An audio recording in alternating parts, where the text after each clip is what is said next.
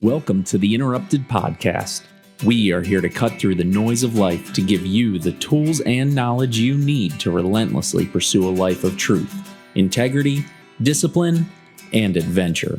Consider this day interrupted.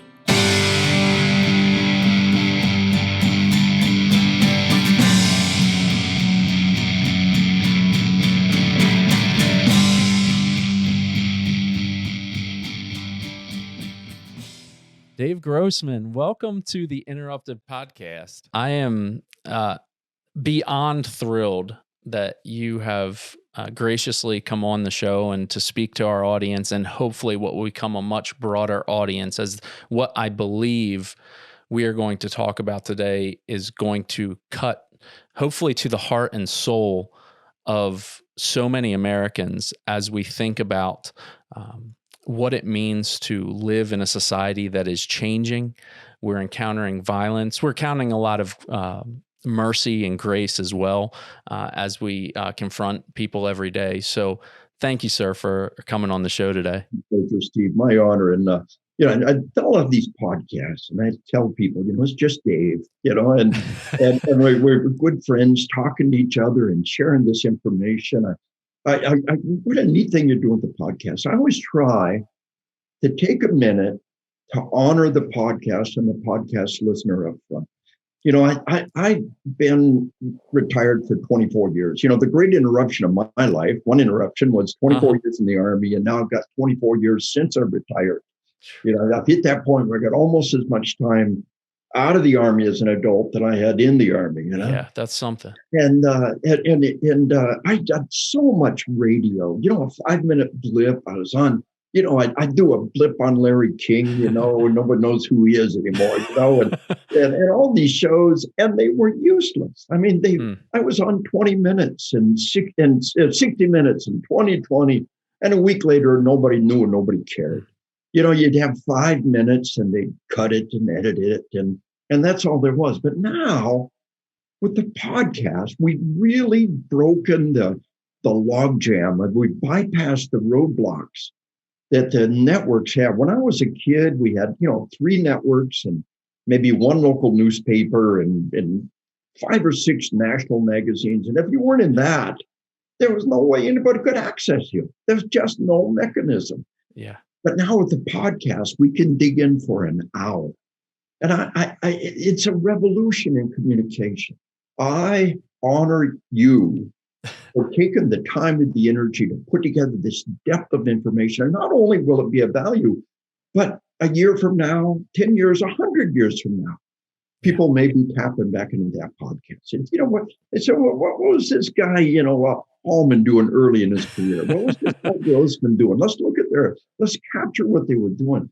And most of all, I honor your listeners who are seeking a deeper level of knowledge. Yeah. In the midst of all the madness, in the midst of all the, the distractions and other dynamics, here are people who are taking the time to sit and listen and get deeper information. So we can begin in the midst of all the craziness by rejoicing and being able to do this. Yeah.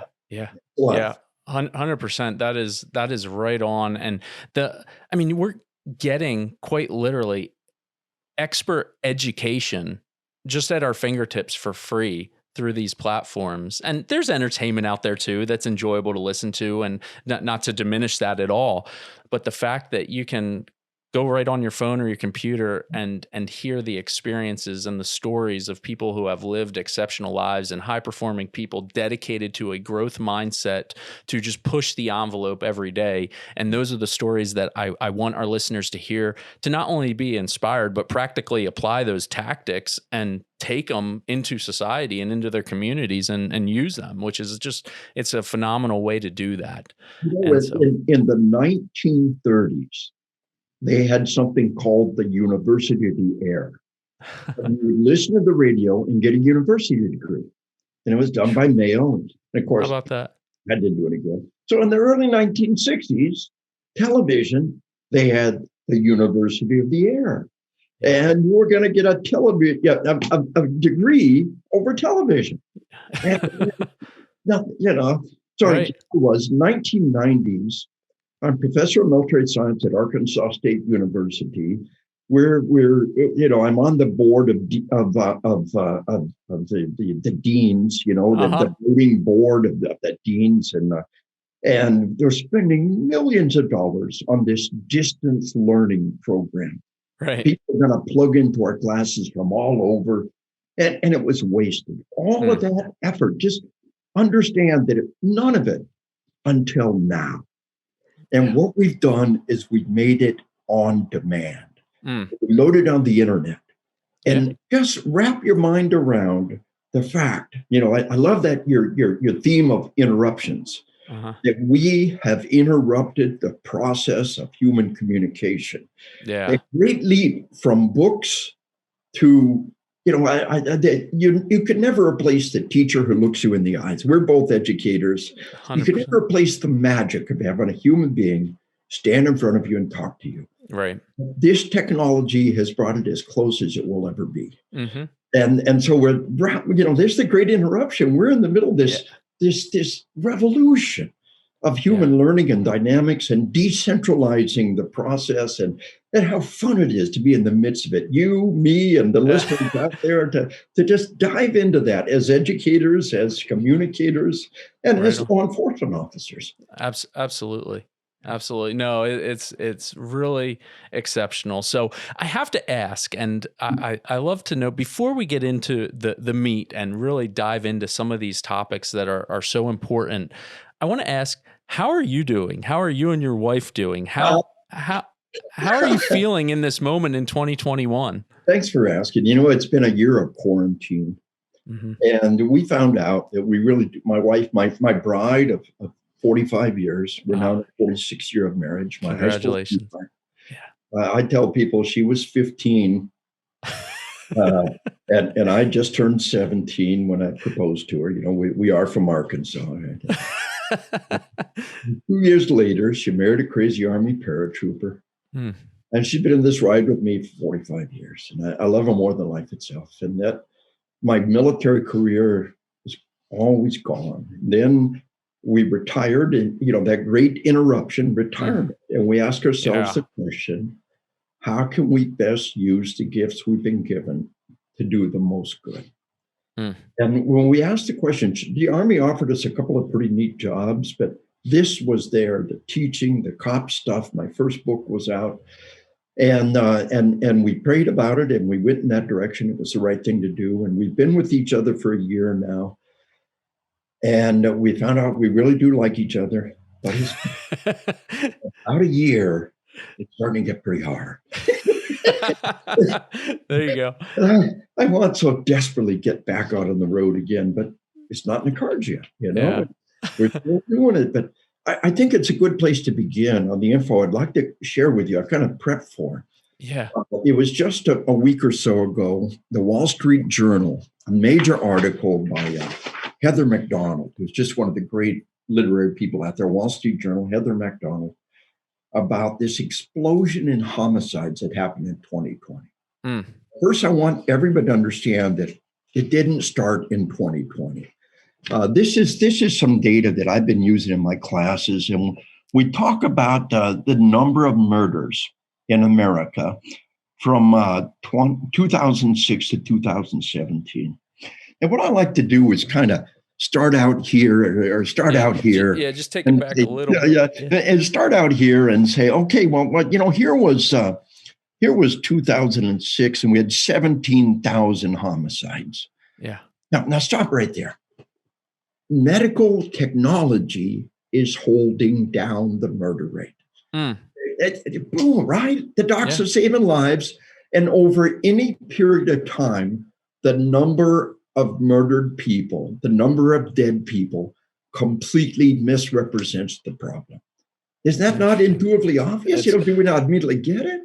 And so right around the year 1999, we had a UMass Harvard study in a leading journal, Homicide, that said it between the 1960s and the 1990s, medical technology cut the murder rate to a third or a quarter of the would otherwise be.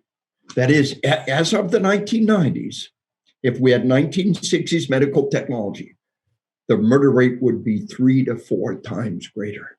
Wow. The dividing line between murder and assault is whether or not the doc can save that guy's life. Yes. So to understand, just between the 60s and the 90s, we cut the murder rate to a third or a quarter would otherwise be, because the docs are saving lives. And 911 systems and paramedics. Paramedics used to be just we put them on a slab and drive them to the hospital. And we did nothing for them during that time. And look where we're at now. Yeah. So between that period to today, the leaps and bounds of life-saving technology is astounding. I'm amazed. I'm amazed as you say that. We think about the OR and what doctors have learned, but even thinking about trauma care and the tourniquet and the chest seal and packing wounds, how the med kit has evolved so much to my 6-year-old daughter goes to school with a tourniquet and Israeli bandage in her backpack. And while use it.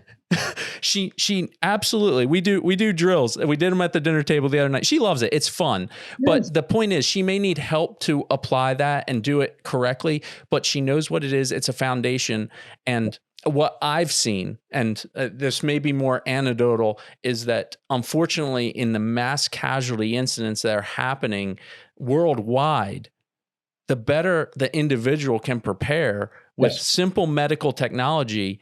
I wish every physical education class in the United States would be teaching kids how to apply a tourniquet and an Israeli bandage to each one of those kids. And I believe our death rates would just plummet in terms of school shooting incidents, in terms of death mortality. You realize that it already has. The number of dead people completely underrepresent the problem. And comparing the murder rate over a period of time is like comparing the minimum wage without making allowance for inflation. Yeah, that's what we're doing. We compare the murder. Oh, this is nothing compared to the 1990s. You lying dog. And the thing is, they know that. And yet they conveniently forget it. Nobody wants to talk about that. Nobody wants to confront how bad it really is.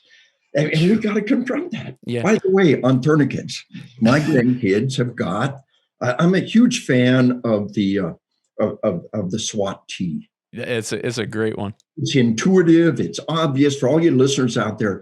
Around the world, they're making these sort of bicycle inner tubes. Wow. I mean, in the streets of Mexico City, in the slums of Johannesburg, South Africa, they're saving lives with tourniquets as we speak, made out of bicycle inner tubes.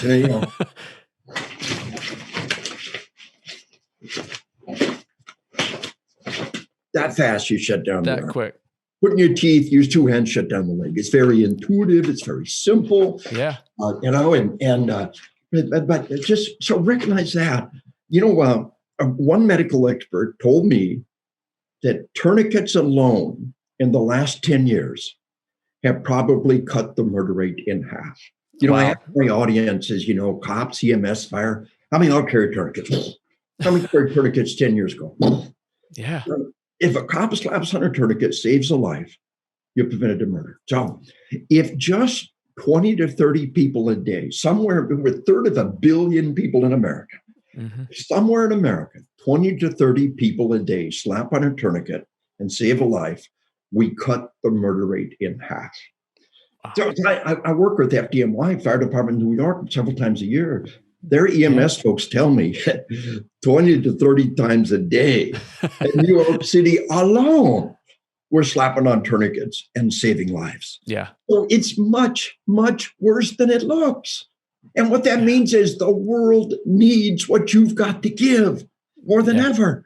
100%. And you're not paranoid. You're not crazy. No. It really is that bad. So let's go back then to this crime data. So here we are. In the year 2006, we had 17,000 Americans murdered. And then 2008, 16,000. 2009, 15,000. 2010, 14,000, 14,000. And then in 2015, 2016, the homicide rate exploded like nothing we have ever seen. A year and a half ago, I presented this information to the American Sheriff's Association. I had 400 sheriffs in my audience. I said, Sheriff, how many of y'all saw this? How many of y'all knew this? Yeah. This had been inflation rates. If it had been interest rates, we'd heard about it. If it had been the stock market, we hear about it every day. Right. And yet the most horrendous increase in homicides have occurred, and we didn't even know it. Now, with that said, in 2020, it was completely through the roof and out of control. Heather McDonald, Wall Street Journal, amazing lady doing great work. She told us that in the year 2020 likely saw the largest increase in homicides in American history. Now, we won't get the full homicide data until quite a bit later in the year. Around the fall, we'll get the full data from 2020, fall of 2021. But right now, we have a sample of 57 large and medium-sized cities. It was up 37% last year. Wow. This is stunning. This makes this chart. I gotta redo this chart, and it goes through the roof. And how many people even know that? It should be one of the major factors. And so far in 2021, it's even worse. Shootings in South Los Angeles, just in the first couple of weeks of 2021, up 700% in the first 2 weeks of the year. In Oakland, homicides up 500%. And in New York, murders up 42%. Why don't we know this? Yeah. Why isn't this headline news? Right. And again, however bad it is, it's much worse than it looks because medical technology is holding down the murder rates. Now, what that means is two things. Number one, the world needs what you've got to give. You're the sheepdogs. You are the protectors. And number two, you're not crazy. You're not paranoid. It really is bad. And you need to carry that gun off duty, and you need to be prepared, and you need to sit with your back to the wall. These are crazy times. Yeah. We can do something about it. Yeah. We can save those lives and catch that murderer before they commit that second murder. We can confront that individual in that life and death situation and save those lives, de-escalate that situation. Believe in who you are. Yeah. Believe in what you do. God has put you here for just such a time as this. Yeah, that's good. Well, let's mine into that a little bit, because that's obviously the result of some pretty expansive problems that we're seeing in society. And would you start by, one of the first introductions I had to any of your work came well after your book on killing, which gets into the Killology.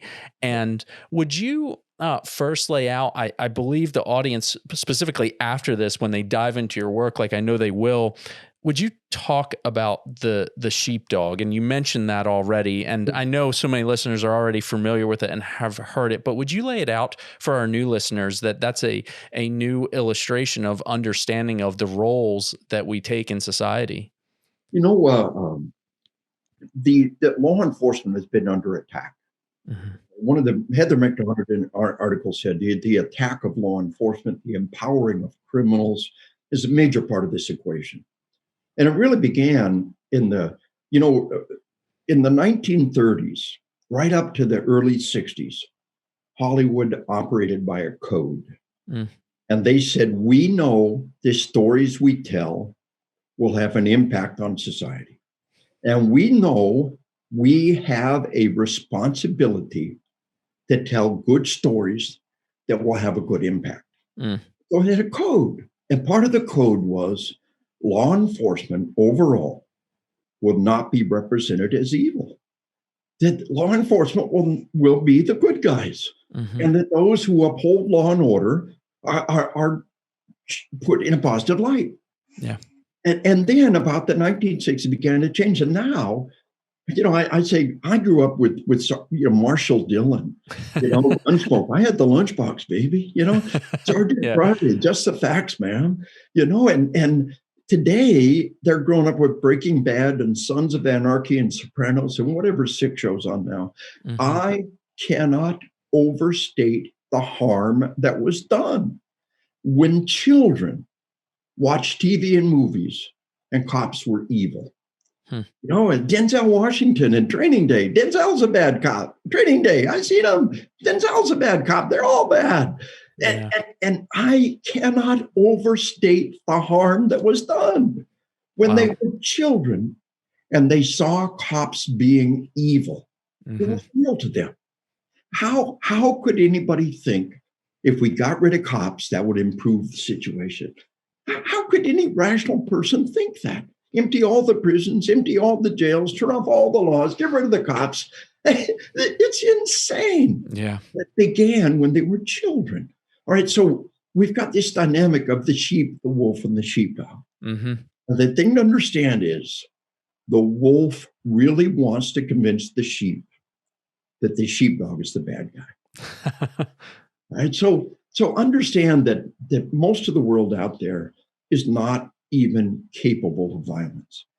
Bad as the murder rate is, still wrap your mind about how rare it is. Hmm.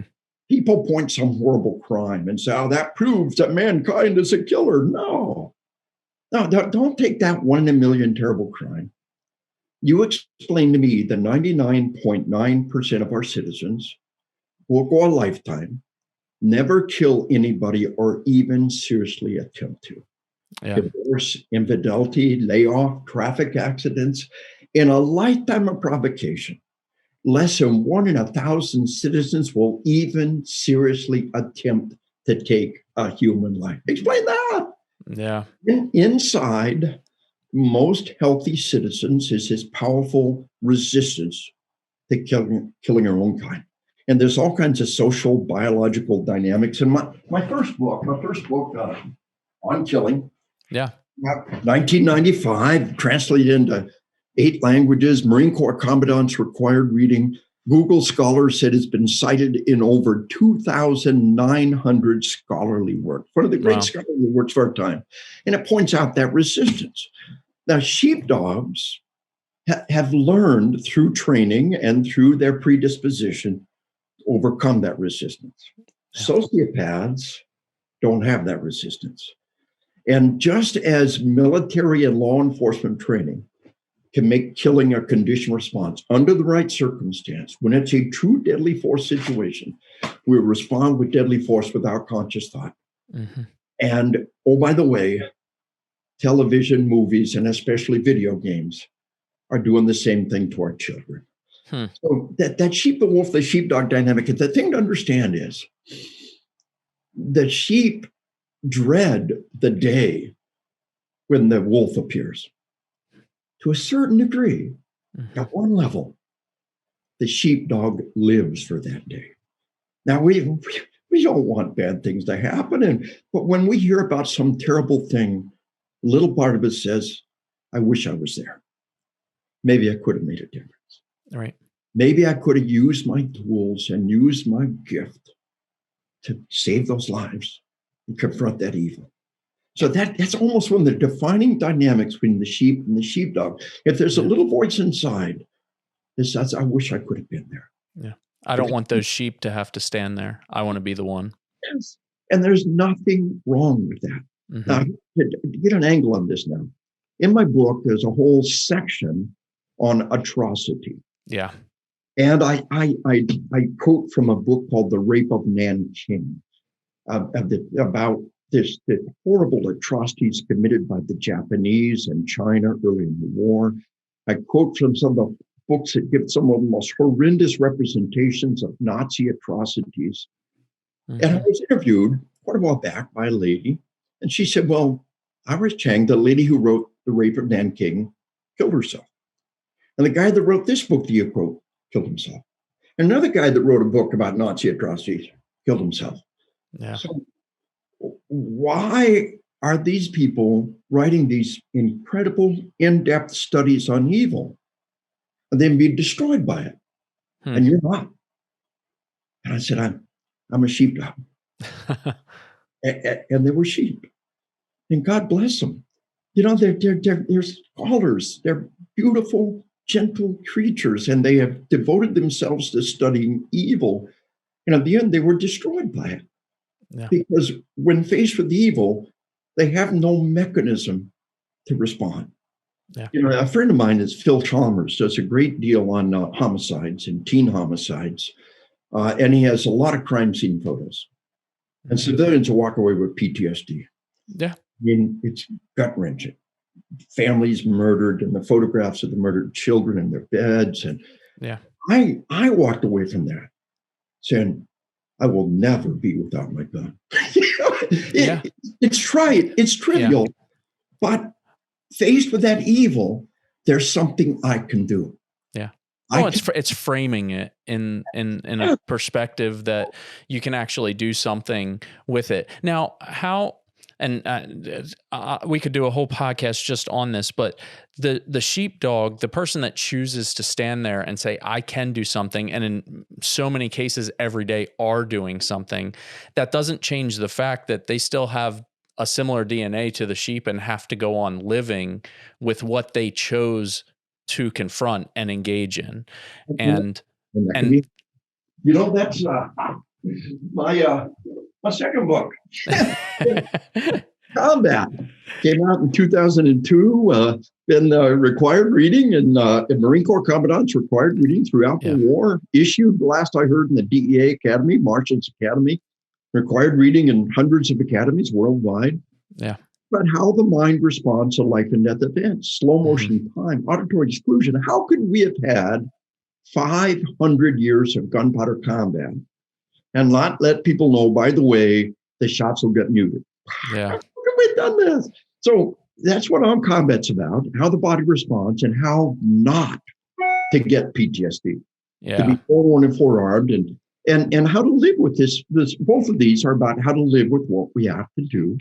And it's been a real blessing. But the final step in the equation is really, you know, I've got a dozen books that I've written, but I think the culmination is on spiritual combat. Because in the end, we wage a war against forces of evil. And if you're a cop or you've looked in the eyes of evil, you've seen acts and you've said, this is evil. You've looked in the eyes of people and said, this person is overcome with evil. And if you are confronted with evil, you don't have a force for good on your side, it can be a hard battle. And reaching out for that force for good to sustain you and carry you, it's really the most important part of all.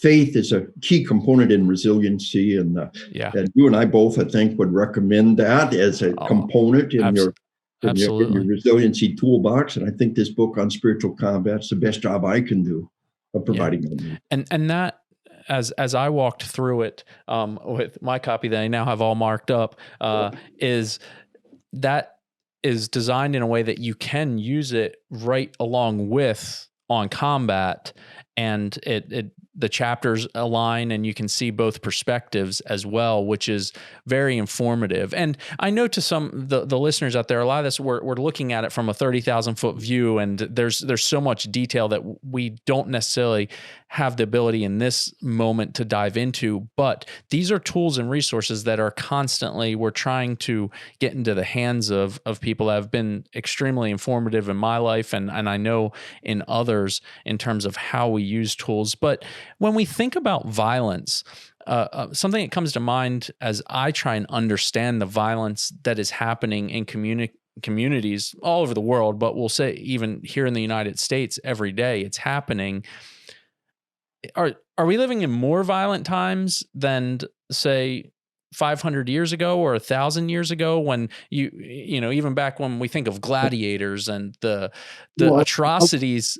Yeah, a lot of scholars have measured the fact that, you know, World War I and World War II were horrendous, millions of deaths. You know, if we kind of set aside those bursts of incredible mega deaths, the truth is that over the centuries, the impact of violence has been reduced, and the murders and the wars have been reduced. In recent decades, has turned around. Now, and there are people who refute that. And what they don't look at is how medical technology is holding down the murder rate. So this turnaround in recent decades has been completely missed.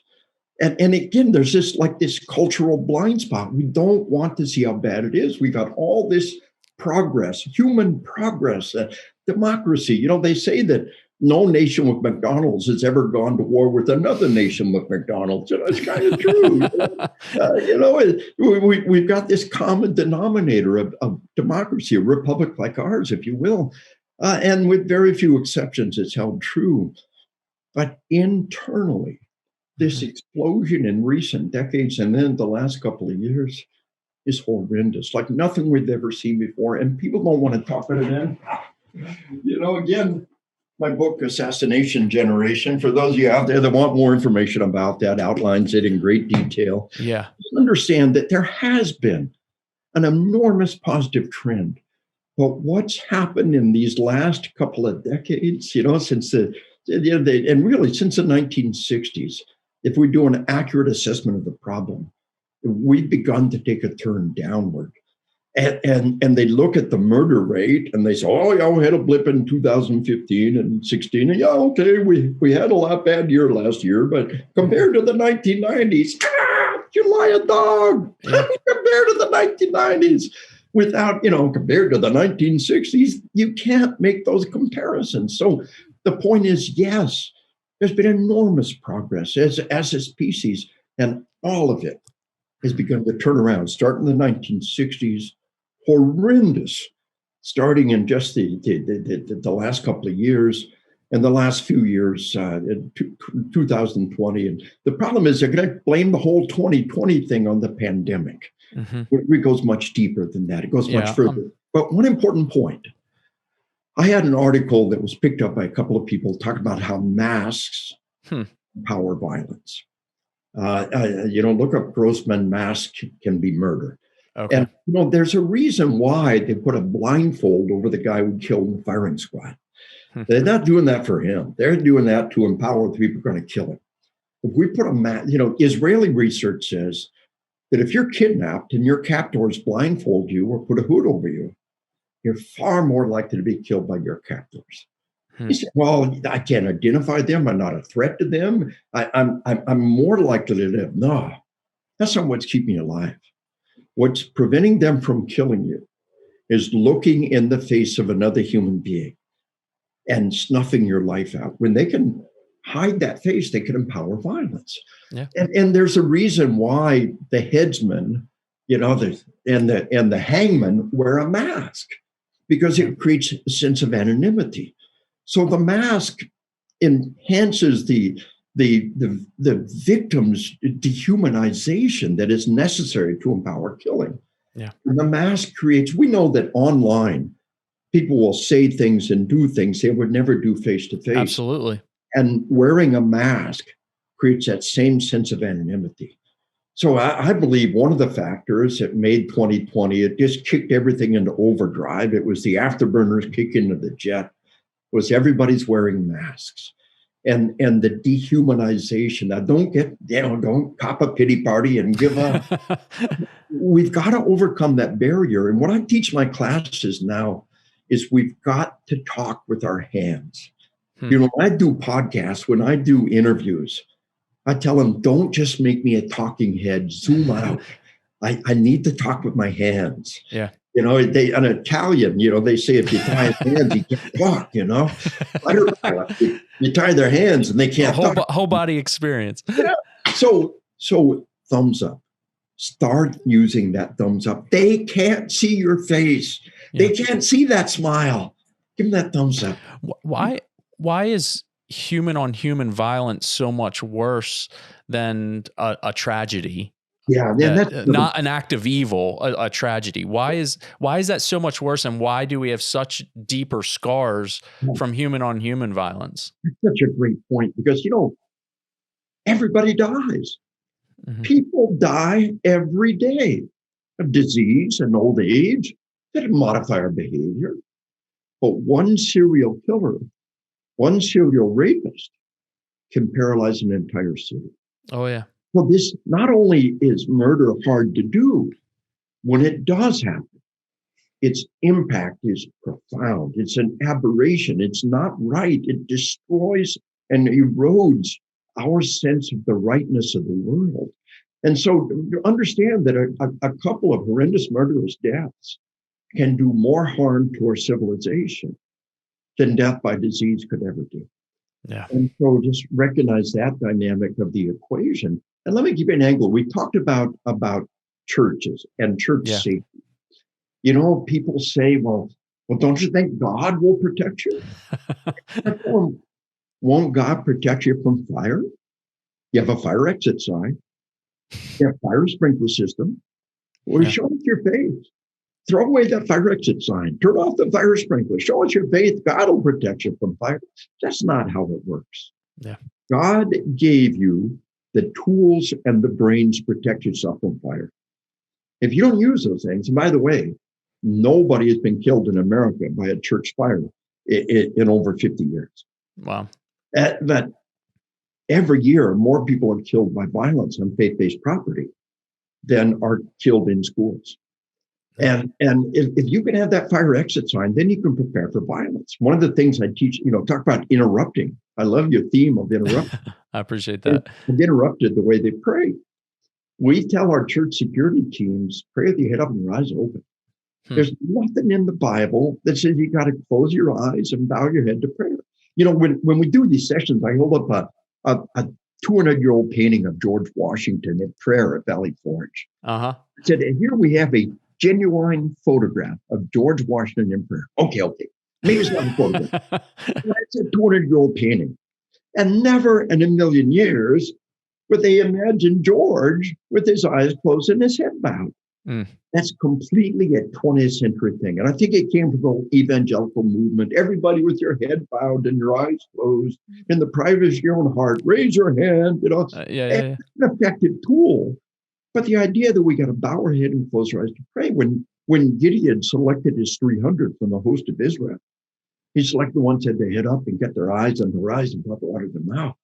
When Jesus, raised up Lazarus, he looked up and said, Lazarus, rise up. And God's up there. He's not down there. There you go. And so we teach that. And one security team told us, that's so obvious. We're going to do that. And they prayed with their head up and their eyes open. And a guy slipped in a side door and stole a purse. Wow. Everybody was at prayer. Perfect crime, right? Everybody had head bowed. No witnesses. And of course, the security team nailed this guy. But we interrupt we think that God will protect us from violence. Well, he will protect us like he'll protect us from fire if we use the tools and the brains we've been given. Yeah. And in the same way, we interrupt the way we think about prayer. Head up and eyes open. There's just a major block when it comes to thinking about our house of worship. And I get it. People want to walk in there and they want to just feel safe. But to feel safe, there's a much larger mechanism that's at work there to feel safe. Think of the energy as a nation we expend to help people to feel safe. And a question I get is, why do we need this? Isn't this going to make people scared? And I try and reiterate, and maybe you could speak a little bit to this, is knowledge diminishes fear. Like, fear doesn't just go away. We actually have to do something to become more brave and courageous to overcome that fear. And I give people is stop, drop, and roll. Mm-hmm. And they get it. The whole fire analogy works. People can accept the concept of hanging on an existing concept. Mm-hmm. And, stop, drop, and roll. I said, how many of y'all were taught stop, drop, and roll? Did you know it was very controversial when it first came out? He said, you can't teach that to kindergartners. They have nightmares about catching on fire. No, they don't have nightmares. How many of y'all were taught stop, drop, and roll? How many of y'all were taught? How many of y'all went home and had nightmares about catching on fire? Even if 1 in 1,000 did, it's just not that big a deal. And so fire exits and fire alarms and stop, drop, and roll. It empowers us. We don't live in fear of fire because we prepare for fire. And if we prepare for violence, and that's the neat thing about our nation, not just cops can carry a gun in this nation. Mm-hmm. Around the world, if you're wealthy, if you're a politician, you have armed security. Yeah. But the peasants and the peons will never have that privilege. Mm. I am my family's secret service. My family's life in our nation is every bit as valuable as the president's family. And they deserve, if I am willing to take the time and the energy, they deserve the same protection that the president's family does. And another dynamic, these attacks on law enforcement are horrendous. And the media has been attacking me, and they never mention my books. Just do a search for Lieutenant Colonel Dave Grossman. They talk about Killology, right? Mm-hmm. Well, criminology is not about teaching to be criminals. Killology is not about teaching people to kill. Right. It's about understanding the factors that enable and restrain killing to reduce violence. And then, my book on killing. So look at articles about me that never even mention my books. Yeah. And you immediately realize this is not journalism. This is intentional character assassination. Yeah. So why did we not study the understanding killing when people have been killing since nearly the beginning of time? Why has there been such a block that we haven't done it? And what was kind of precipitated you saying, I want to take what's out there and compile it and understand it better? How did that all come together? It really began, it was 1974. I enlisted in the Army. I was a young paratrooper in the 82nd Airborne Division. Mm-hmm. We had Vietnam veterans all around us. And we wanted them to tell us what combat would be like.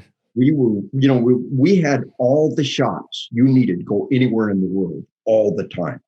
The 82nd Airborne Division, baby, we were the paratroopers that would fill your sky and come down and bring death and destruction around the world. And we were truly America's force most likely to go into battle. Yeah. We had veterans all around us, and they wouldn't tell us what combat was like. It really was a cultural taboo. So fast forward about 8 years, I'm a young infantry captain, an Army Ranger, going to West Point to be a psychology professor. And I did interviews from my book on killing. Mm-hmm. And suddenly they would tell me. I tell people, if some stranger says, hey, tell me about your sex life. How you and the wife getting on? Getting problems? How's it going? How often you're not going to tell them that. Right. If Masters and Johnson in some scholarly study does it, you might tell them. You might even tell them the truth, Yeah.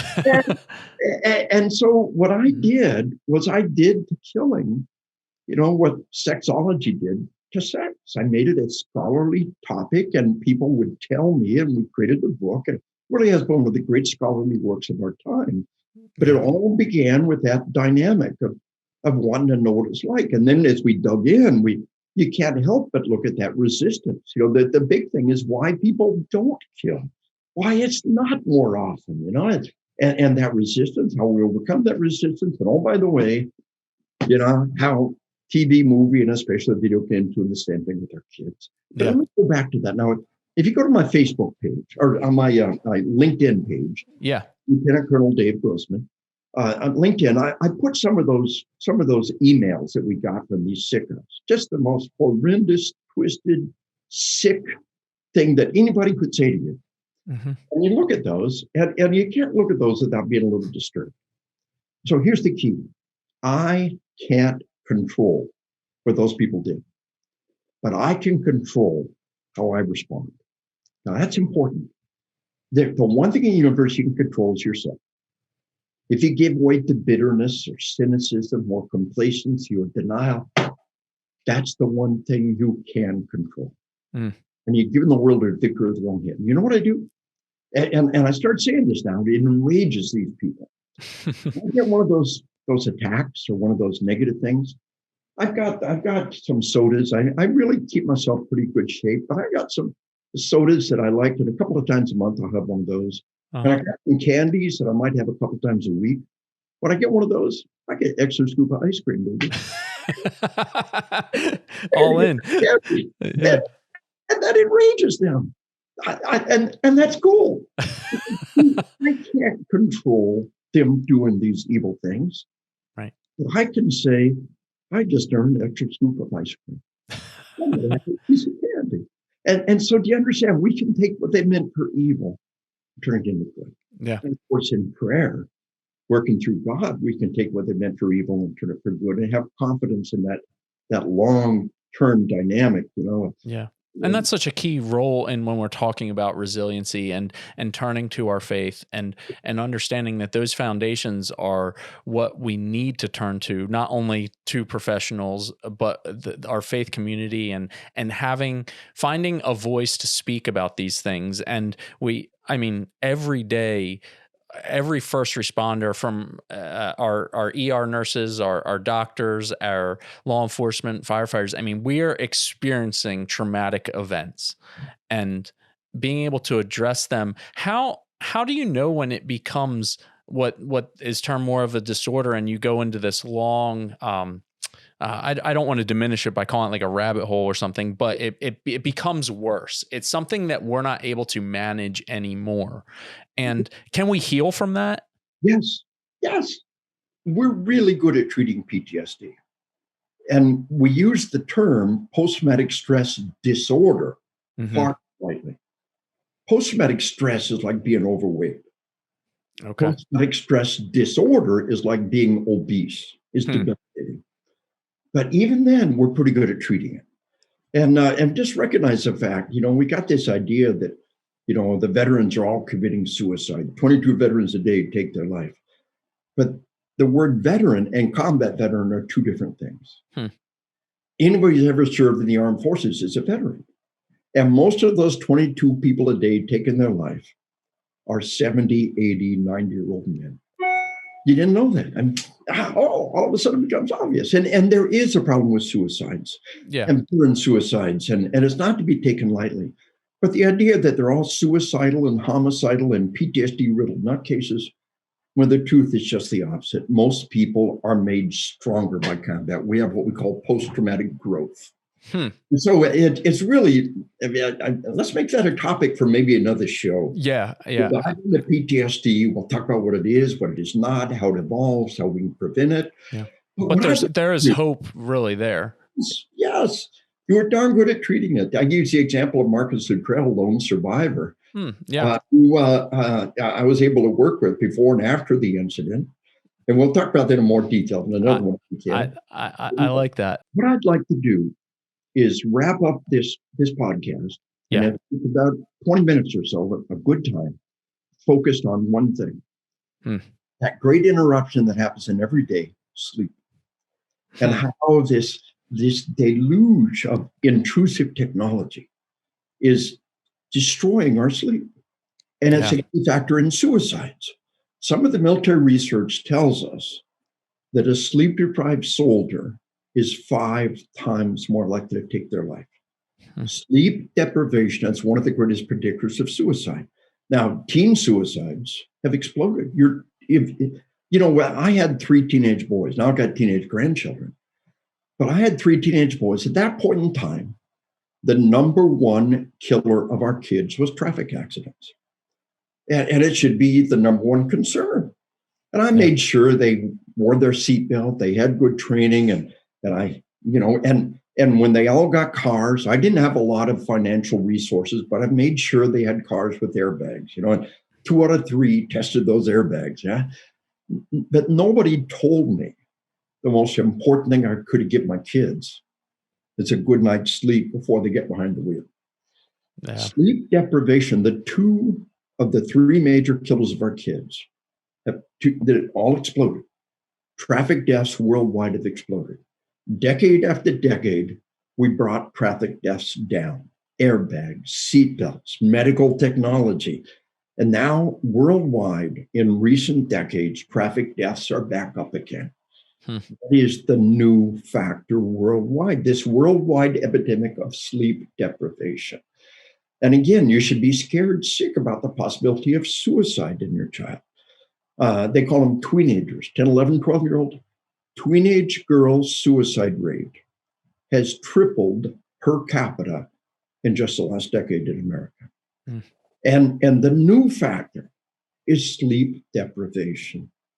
The primary thing that sleep deprivation does is it makes us stupid.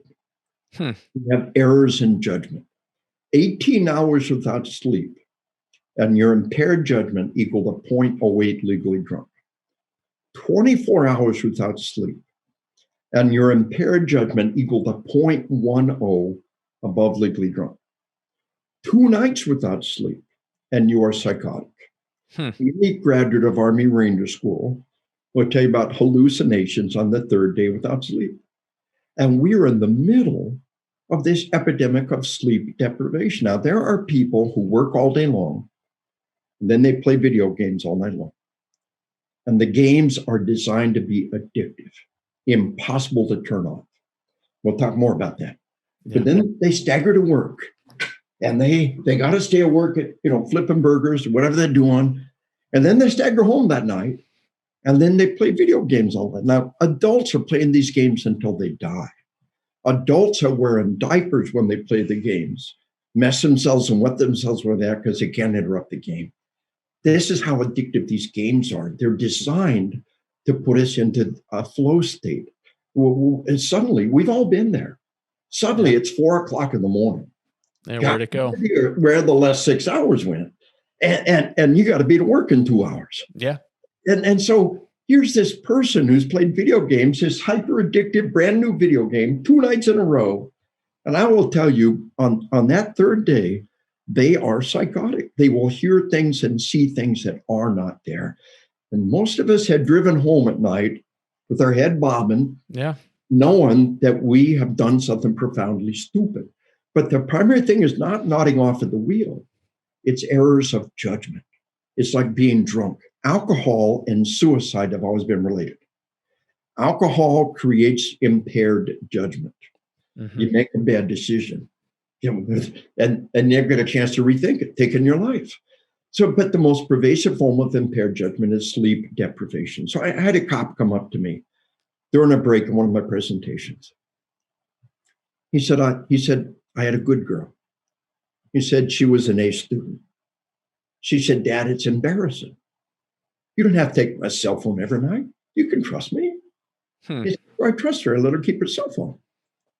He said, a little while later, she took her life. He said, my little girl took her life. And we never knew the hell she was living in. Yeah. Until we looked at the text messages on her cell phone. Night after night of ceaseless, relentless bullying. And you can't just ignore that stuff. We're not wired that way. She's up all night long, trying to find somebody to stand up for, trying to defend herself.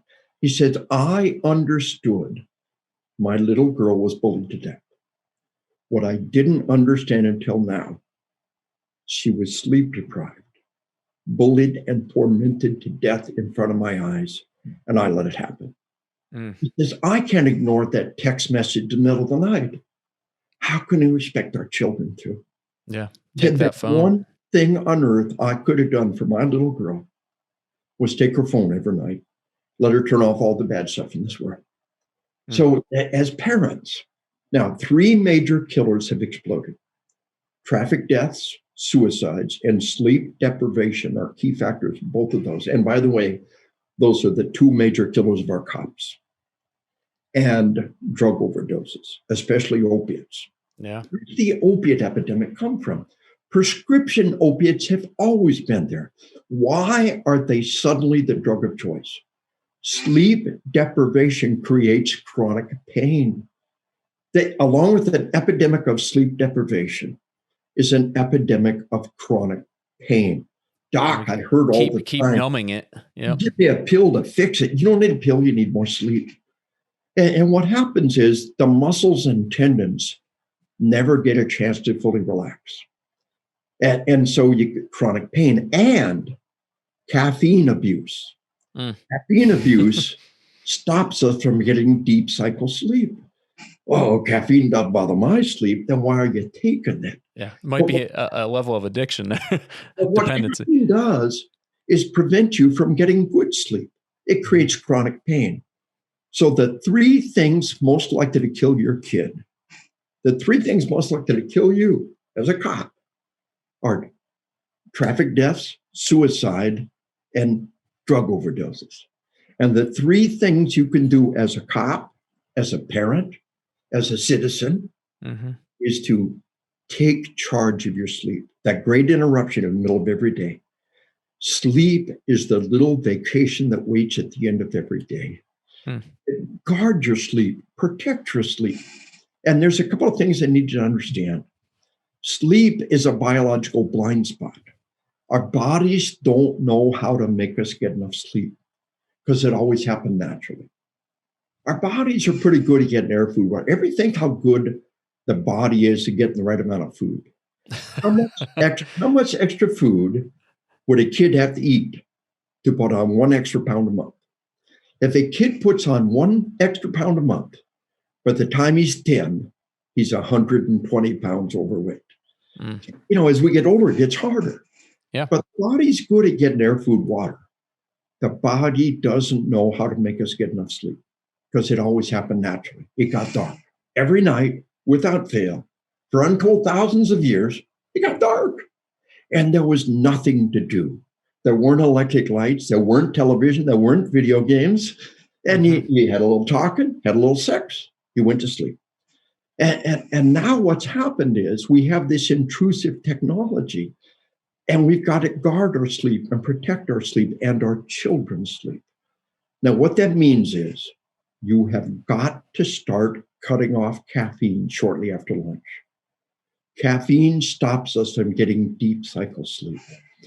You got to cut off caffeine, and really, sodas and diet sodas are pretty bad for us. The data keeps stacking up. Yeah. Coffee and tea are pretty good for us. I think coffee drinkers are living so much longer because the other stuff is just so bad. Yeah. And those energy drinks are condensed poison. Now, the United States Armed Forces have been at war for 20 years now. For the first 15 years, we passed out those energy drinks like water. They gave them us, we gave them to the troops. Ain't we good guys? Then about 5 years ago, we had two major Department of Defense-wide studies on the energy drinks. Today, for all practical purpose, there is a complete ban on issuing energy drinks to our troops. In an academic environment, the one taking the most energy drinks were the ones with the worst grades. In a tactical environment, the ones taking the most energy drinks were the ones most likely to nod off on the job. All there is in that thing is a mega dose of caffeine and sugar and some stuff that will make you metabolize it quickly. Before a PT test, before an athletic event, one energy drink is not a bad idea. Not before your workout session every day. No, Right. no. When you go for the limit, well, once a month, pound out that energy drink and then try to go for that limit. Not every day. I had a guy tell me, I had energy drink every day to pump it out. Use it as a real tool. Yes. Use a tool before an athletic event, before a PT test. So after about one energy, you take the energy drink. An hour later, you crash.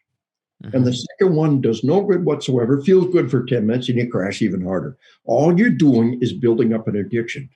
Do not cut off all caffeine overnight. Do not go cold turkey. You will go into withdrawal symptoms. Now, do a test. Just do a test. Cut off caffeine for 1 day. If you start getting withdrawal symptoms, stop. Headaches, shakes, digestive problems, those are withdrawal symptoms. And you know darn well you got a problem. I'm talking people. Pay attention to your body. Yes. People out there, I had a guy tell me, he said, look, I was maxed out on these energy drinks. I went cold turkey and I literally went into a coma. I was on the floor twitching. The paramedic came in. They said, are you on drugs? What you're having withdrawal symptoms. What's happening to you? He said, I couldn't answer. I was not capable of answering. And that was caffeine withdrawal. He said, Wow. I pounded down I pounded down a six-pack of those energy drinks every day. And I stopped.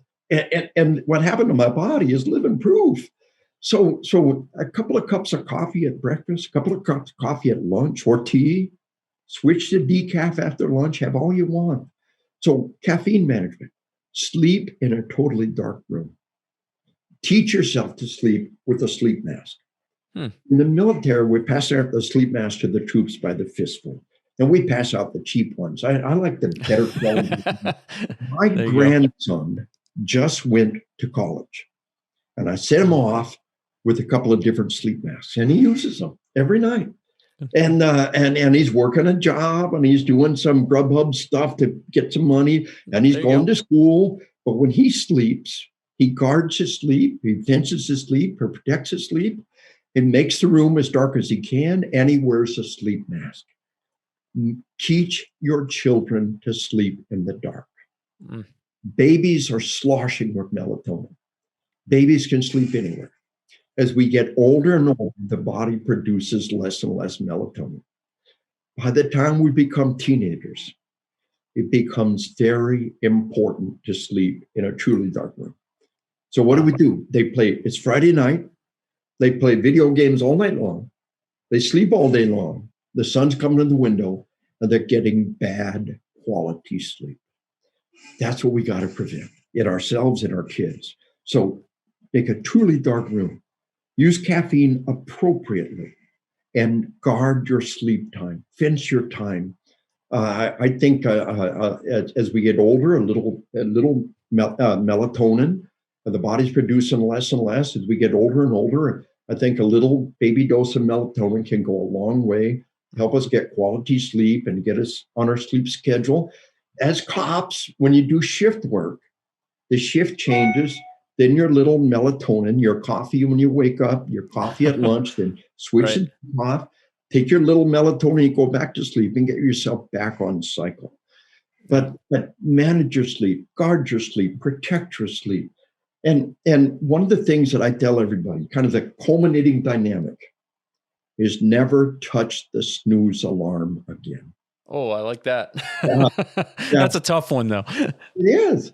But it's about, do I control my body, or does my body control me? Is the first act of every morning to surrender to my body, hit the snooze alarm. It's the first act of every day to take charge of my body. It's first interruption of every day. Exactly. Are you in charge of your body? One of the great boxers, I've tried to look this up and try to find out who it is and the reality, but the story has it, this guy's a champion boxer, and he said championship began every morning, the alarm went off. And he hated running so bad, he put his running shoes on top of the alarm clock. He went to hit the alarm clock, he grabbed his running shoes. There you go. That's champion willpower. Give a kid a marshmallow. Give a kid a marshmallow. Say, you eat this marshmallow right now. I'll be back in 3 minutes with another marshmallow. You don't need it. You have them both. That is the single greatest predictor of success in life, self-control. Yeah. You cannot raise your kid's IQ. You cannot raise your kid's IQ, your IQ, but you can change your EQ, your emotional quotient, your There you self-control. Starting tonight. The snooze alarm is an evil little button that makes you relive the worst part of every day over and over again. And so set your cell phone for 10 alarms, 6 o'clock, 6 o'clock, 6 o'clock, 6 o'clock. By the time you turn them all off, you're up. There you go. Have a win. Goes to bed at night, makes you get up in the morning, get the hell out of bed. I love it. That interruption that begins every morning, that interruption at the end of every day, sleep. Manage your sleep, guard your sleep, control your sleep.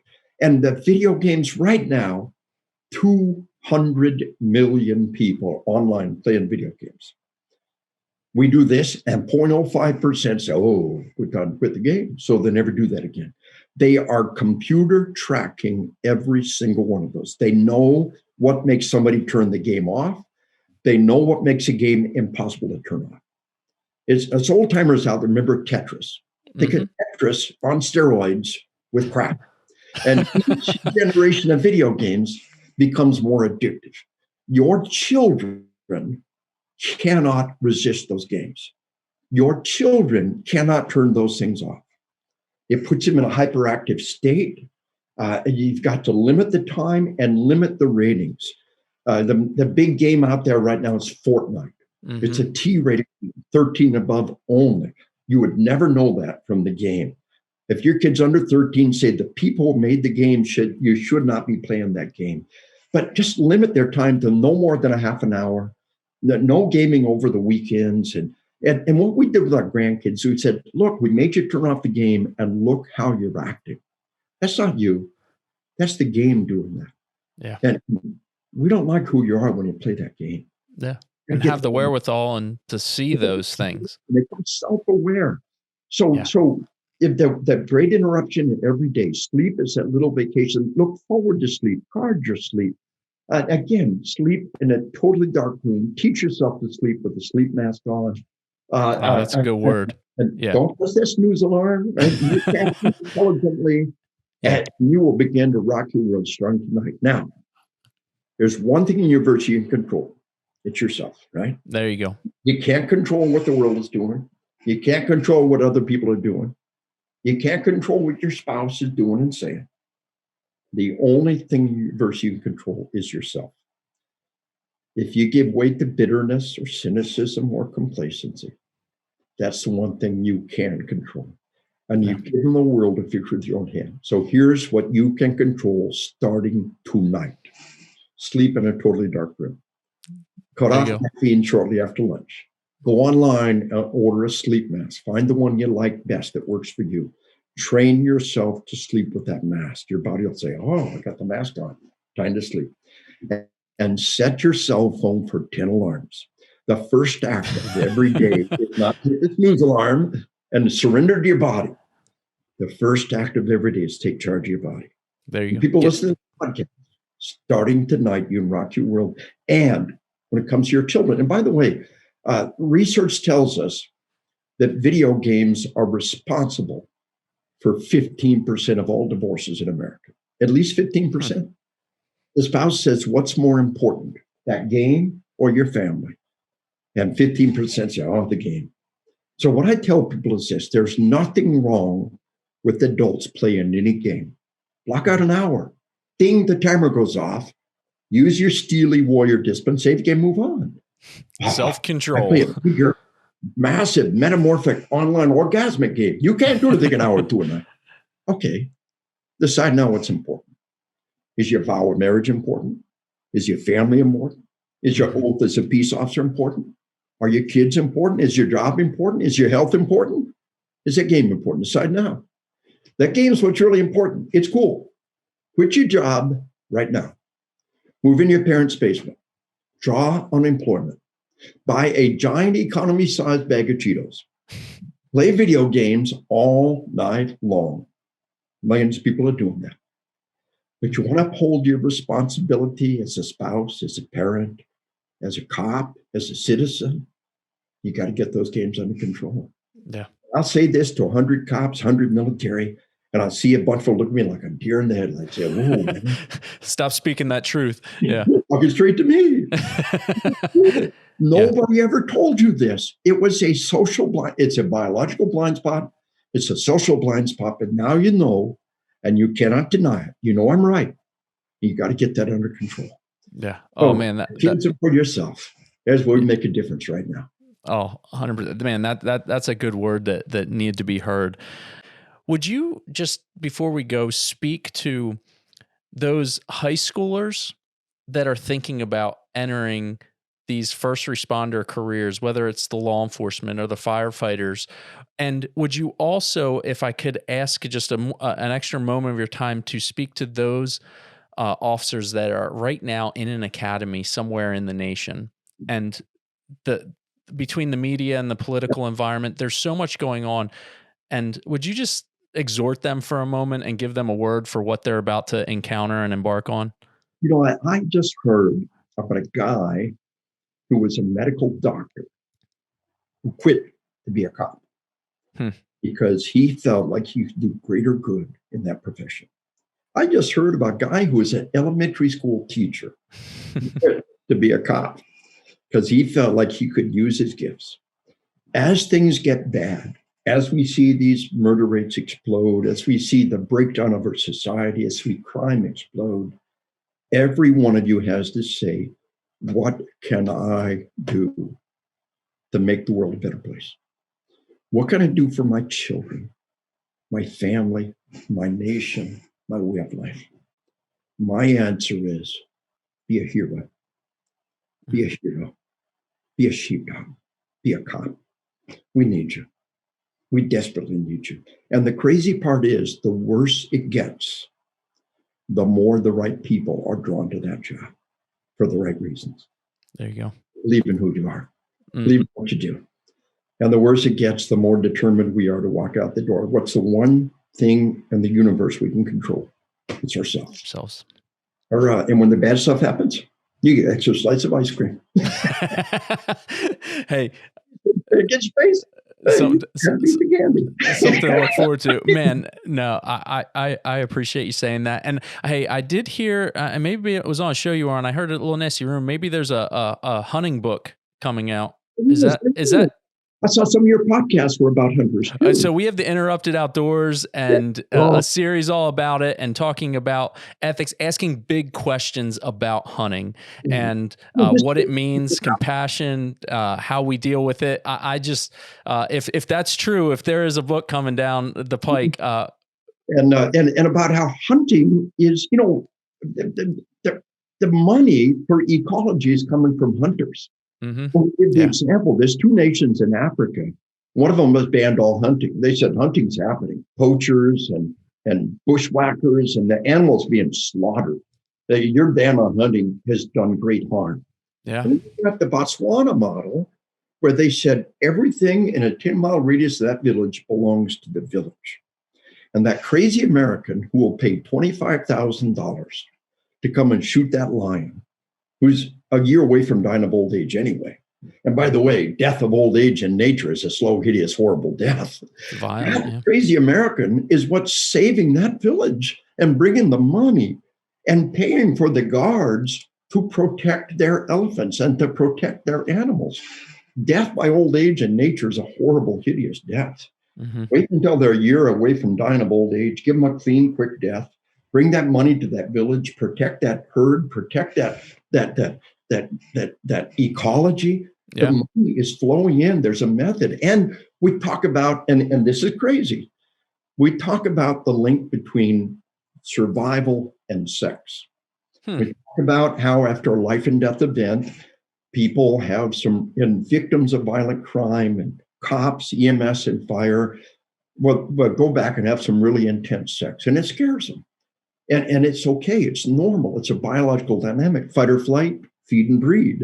And it's a biological hormonal backlash. It's an embracing of life in the face of death. Well, hunters, and it's kind of a taboo topic, bring out the elephant. Hunters talk about, they get home from deer camp and have some pretty intense sex. And not a lot of bennies come with this lifestyle. You find one, relax and enjoy it. Well, I look forward to diving in that. I come alive when we talk about the outdoors, absolutely, and what that does for me and my escape. And so many listeners, it is a place where we can really connect with that primal element of our ancestry and tradition. And there's so much good there. So, sir, I can't thank you enough for your time today, and I look forward to that day that we get to hopefully meet in person at some point and have another show to bring more value. If there is any way this show and what my audience and I am trying to do can help anything you're doing, please let me know. We will link everything up. Would you just tell the audience where they can touch base with you? I will put it on the show notes, absolutely, but would you just share with them? Killology.com is my website. But the truth is that I'm not doing a lot of commo. My commo's in my books.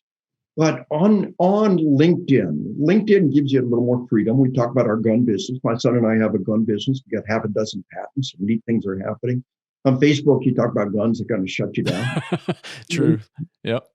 I go to my LinkedIn page, and about every week or so, I go in, and all the people who want to connect, I bring them on board. And I've got some backstory stuff. When I got a new book coming out, I talk about it on LinkedIn. And I'll talk about this podcast on LinkedIn. When it's available, we'll put it out and we'll let people know. And I just really don't have a lot of time and energy to get there on a daily basis. But every week Understand. or so, I'll post something when the next book is coming out. We'll build up to it. You see some of the stuff that I've published on LinkedIn that is in the, that's back issues on my stuff. You can find it and dive in. Yeah. But in the meanwhile, the final word, iron sharpens iron, brother. It's a two-way street. It's been my privilege, my honor with you and all the magnificent sheepdogs who are partaking of your podcast. God bless and stay safe. Hey, I appreciate that, sir. Thank you so much. All right. Thank you for listening to The Interrupted Podcast. You can follow us on Facebook at facebook.com/The Interrupted Podcast and on Instagram at The Interrupted_podcast. Be sure to subscribe and leave a rating and review in order for us to continue to spread the word about preparing for and embracing life's interruptions.